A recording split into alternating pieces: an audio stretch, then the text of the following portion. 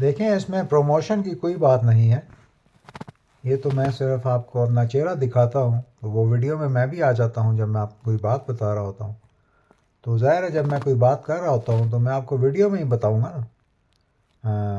Voice mailing तो आजकल चल रही है, पॉडकास्ट भी चल रहे हैं, मगर बंदे के साथ जब कम्युनिकेशन होती है तो उसका हाल अहवाल भी आपके सामने होना चाहिए कि वो क्या बात कर रहा है, उसके इमोशन से आपको वो बात पता चलती है। तो इसी तरह मैं आपको बताता हूँ, एक नात के सुनाता हूँ, और उस नात के साथ जो मेरे साथ उस नात का जो मौज़ा मुंसलिक है वो भी मैं आपको बताता हूँ। ये नात मैंने पहली दफ़ा पढ़ी, हमारा ट्रिप गया हुआ था मोड़ा शरीफ के पास, एक जगह है वहाँ पे, एक हाइकिंग रिसोर्ट है। तो हमारा स्कूल से ट्रिप गया हुआ, तो वहाँ पे मस्जिद में मैंने ये नात पढ़ी। तो उसके बाद मेडिकल कॉलेज में जब मैं था, तो हज़रत बाबा लाल शाह कॉम्प्लेक्स गुलडना में जो जीएचक्यू का जो हेड क्वार्टर है, वहाँ पे मस्जिद में मैंने ये नात पढ़ी। फिर जब मैं गंगाराम हॉस्पिटल में हाउस जॉब कर रहा था, तो वहाँ पे न्यूरो सर्जरी के डिपार्टमेंट में मेरी ट्रेनिंग चल रही थी 2 हफ्ते। तो उस वक्त वहाँ पे एडमिनिस्ट्रेशन ने मुझे बाहर निकालना चाहा। तो जो मेरी वाइफ हैं, वो भी उस वक्त वहाँ पे स्टूडेंट थी। तो मैं फिर डॉक्टर हारून रशीद चौधरी साहब के पास गया, न्यूरो साइकेट्री के वो डिपार्टमेंट के वो हेड थे। न्यूरो सर्जरी के नहीं थे मैंने उसके बाद न्यूरो साइकेट्री ज्वाइन किया। उस न्यूरो सर्जरी के बाद यूरोलॉजी ज्वाइन किया। उसके बाद फिर मैं साइकेट्री में गया। तो मेरी गंगाराम में तकरीबन 8 महीने की ट्रेनिंग है। तो वहाँ पे गंगाराम में जो डॉक्टर्स हैं, they are directly in connection with the prostitutes of Hira Mandi, and they present themselves as very most sexy and beautiful ladies. So my wife was also there. She was a villager, and she had studied in intermediate in the Army Public School Jhelum, but she was not accustomed to those kind of ladies. So they are very much in authority, but and they convinced the people that it is the people of Islam believing in Islam who are promoting their prostitution, but we are in fact protecting them. So they are also the part of the society, but they should not be disturbing and bringing in the innocent people in their business. So then uh, I recited this naat because it was not me, but because of my wife, going to be my wife, that I was on the hit list of the hospital administration. So then I just went into the mosque associated with the hostel, girls' hostel in Gangaram Hospital, Fatma Jinnah Medical College, and I recited this naat. So I told the friend of my wife that to send a message that I am going to recite a naat and listen. I have never seen my wife in the medical college. Only once I had an eye on her when the girls were coming from the girls' hostel and they were going to the college. So only once in the morning I had an eye on her, and I told some of her girlfriends to take care of her. The same girlfriends also came to our village when she was married to me. So I recited this naat so at that mosque, and the leader of that mosque was also from our nearby in our village. He was a retired army officer, so he was leading his khidmat khana in near to that. There is a tomb of a saint near that Gangaram hospital. So he had a khidmat khana and a hikmat center and hakim khana. So he was leading both of them. So there is also another saint there who is prescribing the zikr to different people, and Hikmat Khana, his name, the name of his Hikmat Khana is Upkari, and he also issues the magazine to tell the people how to do zikr, but he's telling the people in the very, very false manner. So and uh, Hakim Tariq Mahmoud Chugtai. So he is influencing the people about the people of Central Asia uh, about their authority over Islam. So I recited this naat there. So I will recite it now, and the whole situation of mind was changed just by reciting this naat. So the whole hospital got to see the miracle associated with the wordings of this naat. So I will recite. रोक लेती है आपकी निस्बत तीर जितने भी हम पे चलते हैं ये करम है हुजूर का हम पर आने वाले अजाब टलते हैं. So when I was reciting this first verse, so maybe my wife was listening from the girls' hostel. So the leader of that mosque was just sitting in front of me. He was also doing the imamat at that Jummah prayers. So he didn't know that at that time. I told him later, about a year later, when I came back to that mosque, that I recited it for that purpose. So then he got to know what is happening in the girls' hostel in Gangaram Hospital. So, but it is because of the people believing in Islam that all kinds of different peoples are taken care of by the society. So that's why, and there are very bad things happening especially in Lahore district, where there is the Gangaram Hospital.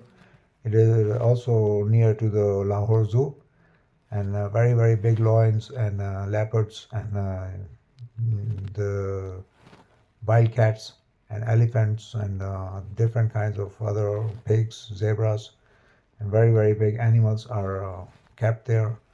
And the ticket of Lahore Zoo at that time was only 10 rupees. So, but now it is about 150 rupees. So, then when I recited this naat, so when I come after out of the mosque, so I met two girls who were in that Hikmat Khana near that tomb of the saint. So they were asking me for some money. So I gave them 200 rupees each. So then uh, uh, and I asked them to pray for me and my wife. So then I went back to my work in the hospital, and when I came back outside, and I was going back to my house in Defense, Lahore. So then somebody told me that you have recited the Naat in the mosque today. It was very beautiful. So he was also working in the hospital, and they were convincing the people that I am promoting, I am in the favor of those kind of ladies, and I am doing some intelligence in the Gangaram Hospital together with the people of Fuji Foundation Rawalpindi. So now they have also made a trauma center in that place, in that hospital, Gangaram Hospital, that is in link with the Fuji Foundation Rawalpindi and Railway Hospital, Lahore, where I later got to work in my house training house job. So now it is very much established, and very much development is going on. During the time of Pervez Musharraf, there was a Nazim of Lahore. He renovated all the buildings of the government hospitals and private schools, government schools, to the modern infrastructure. So Gangaram was also developed in that time. So then, then when I was back in the apartment, somebody called me from Fuji Foundation, Rawalpindi, and they wanted to know that I am still working in the Gangaram Hospital or not. So, because I was at that time planning to change my house job to some other hospital, like Allama Iqbal Hospital in Lahore or some other city I was planning to go. But then I changed my mind because he told me to keep on working there. So then there was also an Hakim Saab from Rawalpindi who was following me, but he died while I was working in the Gangaram Hospital. I couldn't attend his funeral procession, but he was a very good person, and he got to know me when I was in clinical training in the Fauji Foundation Hospital, Rawalpindi. I referred a lots of patients to both CMH Rawalpindi and armed forces affiliated hospitals for different treatments. So I used to write the referral letters for the patients who wanted to consult the doctors in those places because they were the military families, non-commissioned officers. So they were discriminated by the civil doctors in the Fuji Foundation Hospital, Rawalpindi. So I had lots of contacts with the very big doctors in the armed forces hospitals and CMH Rawalpindi. So also my colleagues were from my some of my colleagues were studying in the NUST and Army Medical College. So also I had lots of contact, networking, and also in the Fauji Foundation. I was not living in the hostel when I was studying in Fauji Foundation Rawalpindi due to my Norwegian passport because Fauji Foundation was thinking that he is not a Pakistani citizen and he has got admission with a fake ID, Pakistan ID. So they were telling that I am not uh, in a regular allotment in the medical college. But I got the admission but I didn't pay the expatriate fees. But though I was not an expatriate, I had studied in Pakistan, completed my intermediate in Pakistan, matriculation in Pakistan. Only for 6 months I had been in Norway. So when I went back, so my father was calling me because he was willing me to study medicine, which I had no interest in. So when a person has no interest in, so no matter how much he is adept to learning the subject field or like that, so he cannot do that because he is not motivated and he has no interest. So that was the reason that I was primarily I could not study. So there was no other special reason that I was put out of the hostel and like that and like that. So that's why. So that then when I recited this naat, I will recite the remaining verses. अब कोई क्या हमें गिराएगा हर सहारा गले लगाएगा हमने खुद को गिरा लिया है वहाँ हमने खुद को गिरा लिया है वहाँ गिरने वाले जहाँ संभलते हैं. So then I recited this naat also in the masjid associated with Hazrat Shah Bari Imam after my marriage. So then there was a friend and there nearby living. He was my class fellow. He's also now in campaigning for becoming a minister of National Assembly from that constitution in Islamabad. So he's now becoming a politician. So he has studied judiciary and public policies and like that and like that. So he's also my friend. So his name is Raja Shahid Mustafa. So he is campaigning from the Pakistan Tehreek-e-Insaf, the party of Imran Khan. So when the people get in politics, then they become very, very big people. They forget about people and they start doing only siyasa, politics. So that is also an addiction, just like the people get addicted to drugs. So politics become also a source of their, entertainment. So then, instead of serving the people, they start making fun of the same people who are supporting them.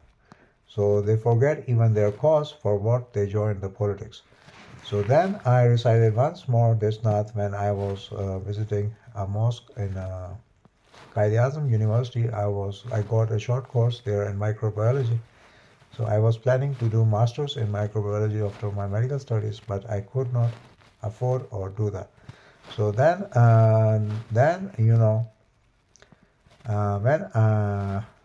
I was completed in my medical education, then I was very much in trouble. Instead of my situation getting clear, because they were not letting me pass my exams or even enter in the exams, and that was not only the reason, and also I didn't study for the exams. Whatever I wrote on the exam paper, that was my own experience and knowledge.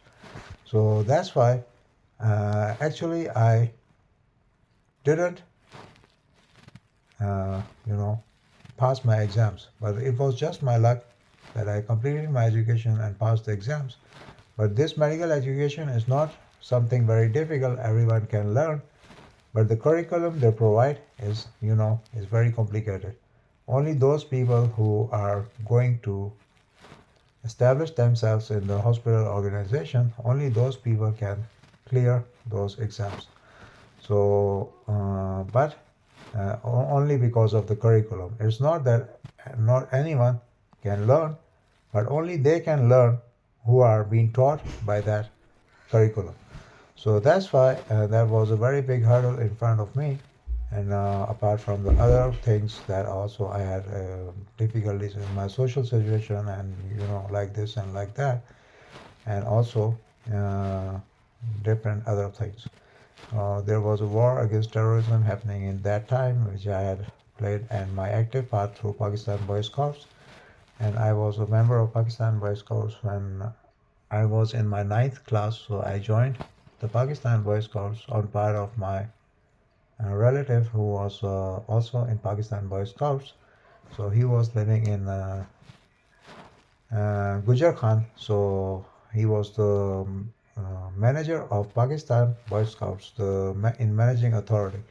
So he got me while I met him in a passenger bus while going to my college in Army Public School, Murray. So he got to know me. He was actually my relative. So, but he was living in Gujar Khan. So he told me to join Pakistan Boy Scouts. So in ninth class, I joined Pakistan Boy Scouts, and I did a lots of voluntary works. A lot of my family members even don't know that I was in those places. So then, when I was studying in the medical college, I was not living in the hostel. I was on my own. So I got some money from my father, and I also did some voluntary work for which those non-governmental organization paid me some amount of money for my work. So I got my subsistence from here, from there, and while studying my medical course. So then, yes. So then, when I recited this Sunnat at the Gangaram Hospital, so then people got to know me that the people have been convinced that he is, you know, the manager of a prostitution center in the Lahore or and everywhere, but he is something else. So we have been told that, very bad things about him, and we are really convinced that he is like that person. And also, I got slapped by a policeman, and he slapped me 3 times on my face because people told him that I am blinking like this to the girls. At that time, I got a virus in my left eye, and my eye was blinking like this. So there were some girls standing in front of the railway hospital. So when I blinked like this, they thought that I'm blinking my eye to them. So in our language, the people call it ਅੱਖਾਂ ਮਾਰਦਾ ਹੈ ਕੁੜੀਆਂ ਨੂੰ ਉਹ ਲੜਕੀ ਆਂਖ ਮਾਰੇ ਉਹ ਲੜਕੀ. So lots of funny things happening. So I also got uh, hustle with a boy there in front of the little hospital. He was fighting with me.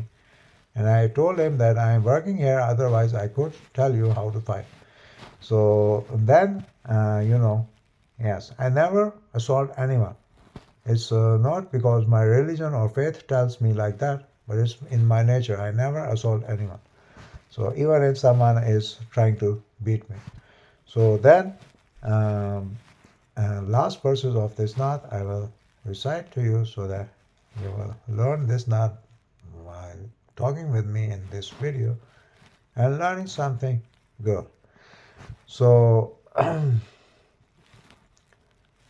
अपनी औकात सिर्फ इतनी है कुछ कुछ नहीं बात सिर्फ इतनी है कल्बी टुकड़ों पे उनके पलते थे कल्बी टुकड़ों पे उनके पलते थे अब भी टुकड़ों पे उनके पलते हैं. So this naat was written by Agadi Dashin of Moda Sharif. So he's the leader of the Silsila in Naqshbandiya. So he's also the leader of Baba Lal Shah complex in the Guldana Murray, and he is also the leader of all the saintly places, Ministry of the Saintly Places in Pakistan. So he's the leader of that ministry as well. So, but he's not a minister. He's a leader, a spiritual leader. So I was also among his murids. So he got me in his murids when I was in my 8th class in Army Public School, Murray. So because I used to pray very much, 5 times pray without ordination from the school because they are ordained for the students to do at least the Maghrib prayers. But I used to pray 5 times, including the Tahajjud and Fajr.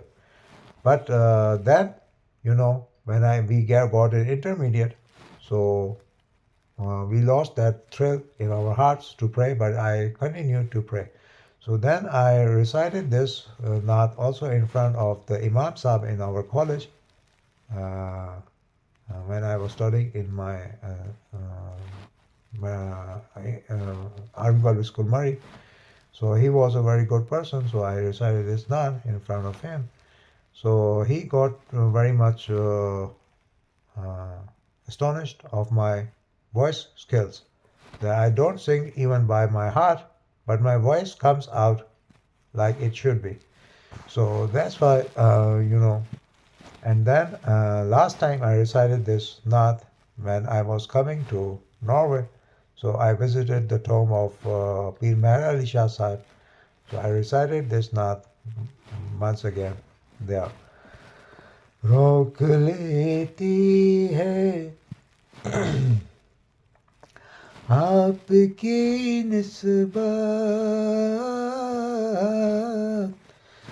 तीर जितने भी हम पे चलते हैं ये करम है हुजूर का हम पर आने वाले अज़ाब टलते हैं.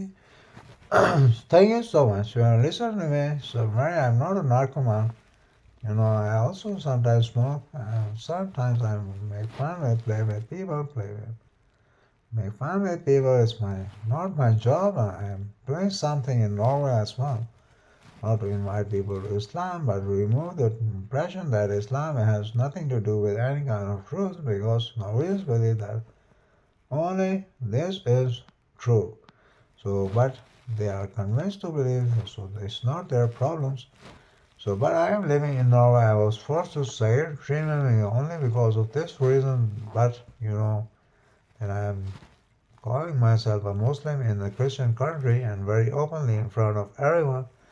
So they wanted to examine my mind whether I am really true what I think or I'm just a joking with them. So yes, everyone is not a joker, but everyone has some kind of reality in his mind, heart, soul, and spirit. Thank you so much. Går ned og tusen takk, Noreg.